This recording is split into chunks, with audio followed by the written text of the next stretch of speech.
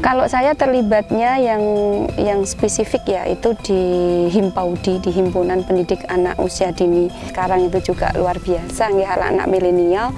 Jadi tentunya pendidikan anak usia dini pun sangat penting bagi mereka supaya kebutuhan dan perkembangannya ini terpenuhi. Jalur non formal itu belum ada regulasi yang mendukung ke sana. Jadi kami tidak bisa terfasilitasi bahwa ternyata pendidik itu juga perlu ada perhatian.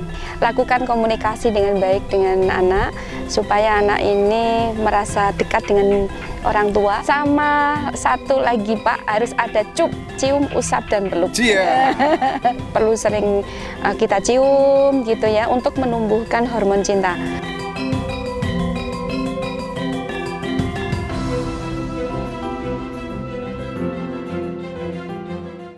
Assalamualaikum warahmatullahi wabarakatuh. Selamat sore teman-teman semuanya, bolo-bolo. Sore ini kita ditemani sama ibu yang cantik. Dan beliau ini menurut hemat saya adalah luar biasa. Beliau bergerak di bidang pendidikan, dan pendidikanlah dasar yang paling penting harus dilakukan, apalagi pendidikan kalau nggak salah di PAUD, Ibu. Iya, betul. PAUD. Jadi kita coba ngobrol sebentar nanti mengenai apa itu PAUD, kenapa Bu pilih PAUD, apa pengalaman, dan kira-kira kenapa mesti PAUD ke depan, mau gimana? Oke.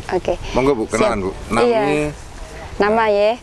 Terima kasih. Perkenalkan, nama saya Soleha Yuliati, sebagai penggerak dari pendidikan anak usia dini.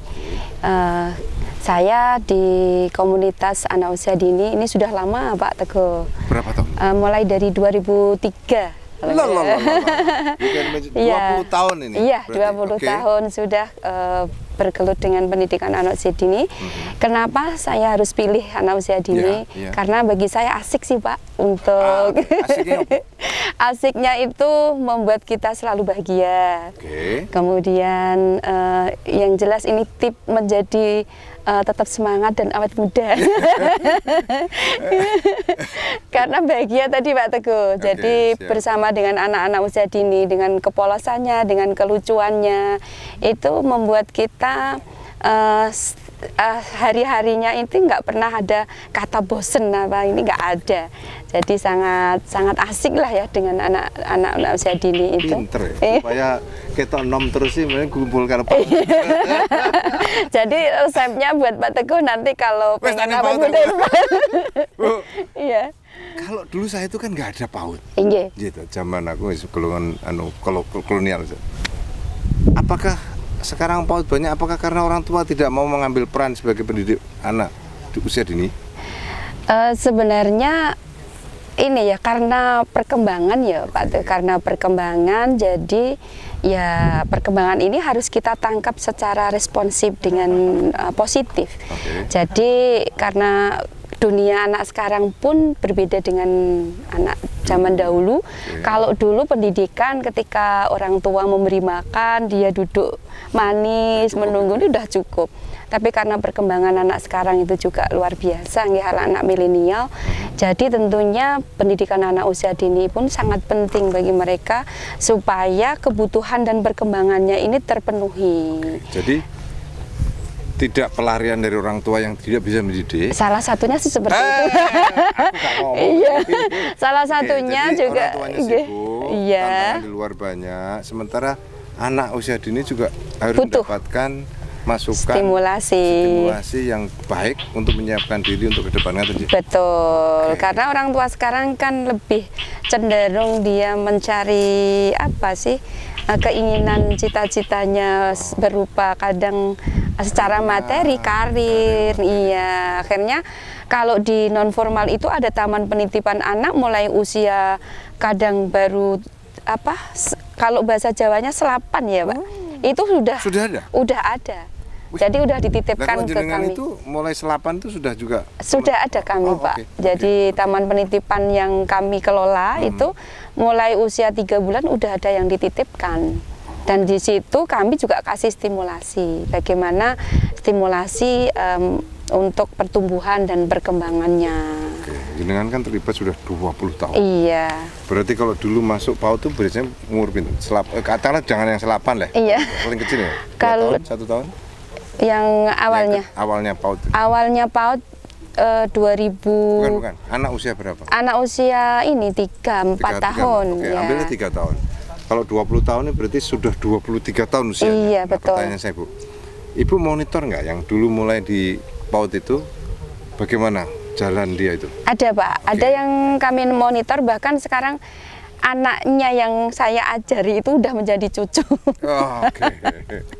Jadi monitornya karena di pendidikan anak usia dini itu lebih cenderung stimulasinya adalah fondasi karakter. Oke, Nah, fondasi di situ fondasi karakter ketika kita monitor sampai 20 tahun sikapnya terhadap kita, menyapa, memberikan salam dengan cium tangan itu menjadi sesuatu banget gitu ya. Jadi karakternya ternyata Terbentuk mulai di usia dini iya itu. betul. Nah, Oke. itu yang menjadi Dan ternyata dasar. dari tanda kutip statistik pengamatan Ibu itu anak-anak yang mendapatkan pendidikan PAUD yang benar tanda kutip Iya, itu ternyata perkembangannya jauh lebih baik daripada yang tidak. Iya. Oke. Nah, kalau PAUD di Bojonegoro sendiri bagaimana? Kalau PAUD di Bojonegoro sendiri secara garis besar nilai apa ya kuantitatif ya. Secara kuantitatif yang non formal itu ada 1000 sekian, 1000 PAUD. 1000 lebih Pak, bahkan. Yang jalur TK yang formal itu ada 400-an. 400-an. Jadi ada sekitar 2000-an lah ya. Semua 2000. Iya, sekitar segitu. Itu sudah dari kota secara 28 kecamatan. Oke, lah jenengan itu terlibatnya di mananya? Kalau saya terlibatnya yang spesifik ya itu di Himpaudi, di Himpunan Pendidik Anak Usia Dini, di jalur non formalnya.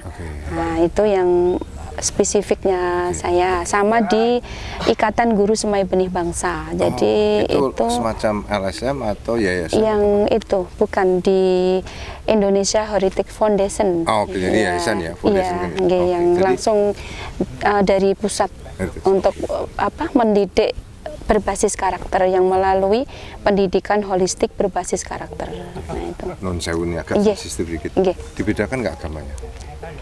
Maksudnya? Agamanya anak-anak ini Oh enggak, oke. kalau secara ini enggak semuanya sama. Kalau agama apa itu enggak Jadi ada. mereka disatukan di dalam satu ruang atau diskusi atau bermain bersama aja. Oh iya, sama. Sama. Jadi kan Enggak ada pendidikan apa ya? Tidak ada perbedaan. Ya, Oke. tidak ada perbedaan Makanya agama bareng, apa atau di sama. kadang-kadang kan kita ini suka minoritas beda-beda, iya. Nggih, Oke, mboten, jadi- mboten. Jadi kalau saya lihat ini pertama PAUD diperlukan. Iya, Karena sangat diperlukan. macam-macam alasannya. Iya. Macam-macam karena orang tuanya sibuk, karena apa itu? Karena Memang memang tantangannya kebutuhan, berbeda, iya. karena kebutuhan sehingga Iya. PAUD ini harus dikembangkan. Hari Betul. ini perhatian pemerintah terhadap pendidikan PAUD sendiri gimana? Nah, ini yang ini ya harus sangat diperhatikan ya kalau menurut kami, karena sejauh ini regulasi yang terutama yang pendidikan non formalnya itu di pendidiknya ya di jalur non formal itu belum ada regulasi yang mendukung ke sana. Oke. Karena masih ada undang-undang yang undang-undang sertifikasi guru dan dosen Oke, itu jadi masih dosen- menghambat.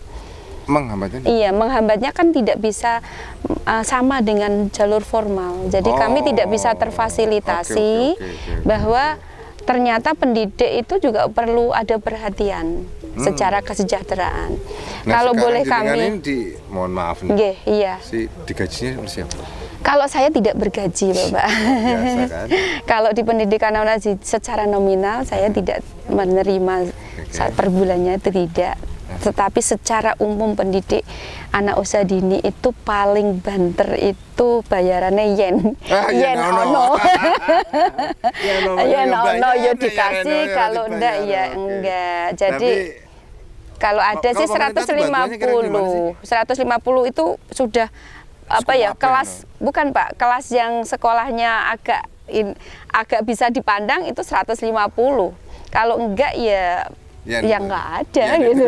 Tapi kalau di Bojonegoro ada sih insentif, ada insentif per bulannya 300. 300 itu yang pendidik pendidik di jalur layanan non formal. Iya. Itu Tapi ya perlu diketahui juga ya, karena ternyata secara administratif semua lembaga PAUD itu dituntut yang sama. Ya, Jadi mulai dari secara administratif, mulai dari akreditasi, pengisian dapodik, apapun yang berbasis digital, pengisian apapun kita sama. Namun di sisi lain, dari sisi kesejahteraan itu masih ada keminoritasnya. Nah, ini nanti kalau toh kedepannya ada bejo ada bejone guru PAUD. Nah, ya barangkali ya harus ada pancatan regulasi yang kuat agar kami itu juga bisa bisa secara legalitas kita ternaungi. Walaupun sebenarnya kami itu cenderungnya tetap sebagai Pak, berjuang ya untuk Indonesia, untuk agama, untuk inilah ya. Tapi ya itulah jadi. Ada nggak jenjang guru PAUD itu? Sertifikasi tadi kan? Apa ada kriterianya nggak? Kalau yang di layanan TK sih ada ya, penerimaan sertifikasi itu ada. Cuman yang di kami yang belum ada. Bahkan terkadang untuk pengakuan ngisi masuk di data dapodik aja itu masih agak susah. Ini tantangannya itu ya, salah satunya. Salah satu tantangan itu. Kami pernah Pak Teguh memperjuangkan sampai di Jakarta, itu pun juga menentang. Apa yang dijuangkan, Pak?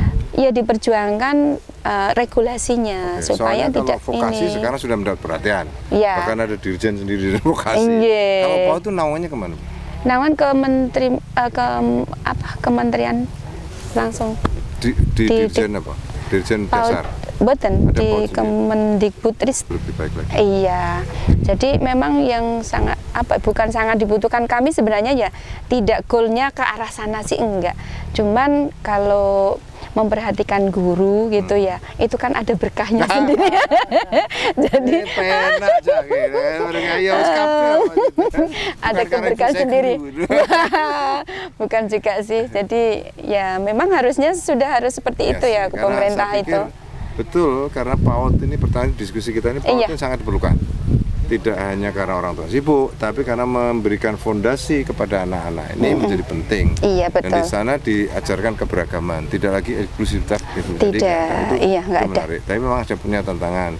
Gurunya sendiri juga harus juga ada pendidikan, ada leveling, ada standarisasi. Iya. Fasilitasnya juga harus ada dilewati dengan baik kan. Iya. Ada pesan Bu untuk orang tua yang punya anak yang di usia PAUD. Oke, kalau pesan buat orang tua, banyak-banyaklah memberi kado. Kado itu apa sih? Yang pertama komunikasi, lakukan komunikasi dengan baik dengan anak supaya anak ini merasa dekat dengan orang tua terutama ya. Jadi harus ada komunikasi, terutama komunikasi yang efektif. Komunikasi efektif ini menjadi komunikasi yang tidak menggunakan bahasa negatif, kata jangan, tidak itu tidak diperlukan untuk tidak dikeluarkan. Yang A adalah apresiasi. Jadi menjadi orang tua, berikanlah apresiasi yang baik yang dibutuhkan, karena orang dewasa pun sebenarnya butuh apresiasi.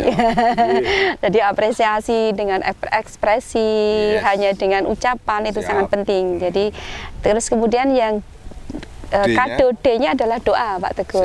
Jadi orang tua seperti ajaran kita juga ya. Jadi D itu harus ada doa. Jadi semuanya dipasrahkan kepada Tuhan Yang Maha Esa. Kemudian yang A, kado. O-nya adalah kok lupa Pak? Obrak. Nah, karena anak-anak. Karena dunia sekarang itu ketika kita nggak jueh ya, istilah Jawanya jueh, tidak mengingatkan, tidak ini ngecepres apa itu diingatkan. Jadi harus diobrak-obraki.